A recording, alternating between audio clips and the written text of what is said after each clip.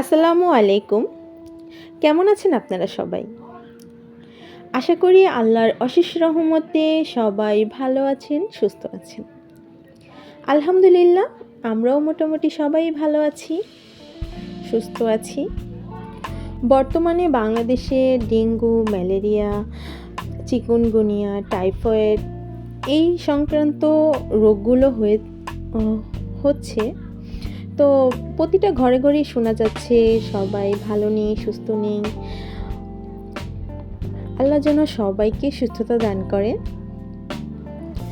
আজকে রবিবারে আপনাদের ভাইয়ার সাথে আমি আমাদের অ্যাপার্টমেন্টে চলে এসেছি।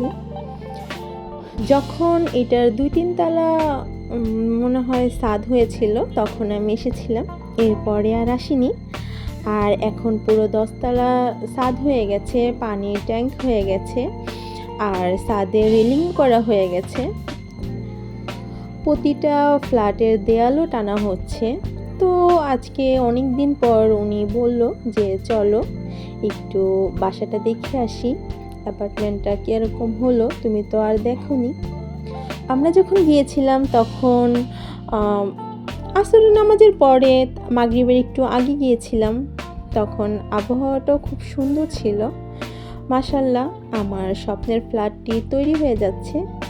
আর এদিকে দেখুন আমার মেয়ে ছাদে এসে খুশির চোটে ও কুতকুত খেলছিল। সাবধানে চলাফেরা করতে হচ্ছে কারণ এখানে অনেক তারকাটা, কাঠ এটা সেটা পড়েছিল। তো একটা স্বপ্ন দেখলে সেই স্বপ্নটা পূরণ হতে যতদিন সময় লাগে মনে হয় যেন সময়টা শেষই হচ্ছে না। আর আমারও স্বপ্নটা পূরণ হওয়ার আর কিছুদিন বাকি আছে। আমাদের বিল্ডিংয়ের সবগুলো ছাদ যেহেতু হয়ে গেছে, এখন লটারি হয়ে যাবে। আমি আমার নির্ধারিত ফ্ল্যাটটা দেখছিলাম যে এই ফ্ল্যাটে আমি এরকম ডেকোরেশন করব। অনেকগুলো ফ্ল্যাটের দেয়াল টানা হয়ে গেছে, তো ওই দেয়ালগুলো দেখে দেখে একটু মেজারমেন্ট করছিলাম ডেকোরেশনের লোকদের ডাকলে কিভাবে কি করব। সন্ধ্যা হয়ে যাচ্ছিল, তাই আবার নিচে নেমে আসছি, কারণ সন্ধ্যাবেলা খোলা ছাদে থাকাটা ঠিক হবে না, বাচ্চাদের নিয়ে অন্ধকার হয়ে যাবে।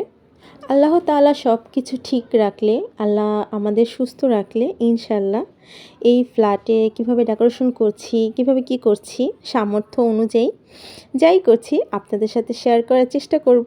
সবাই ভালো থাকবেন, সুস্থ থাকবেন। আল্লাহ হাফেজ।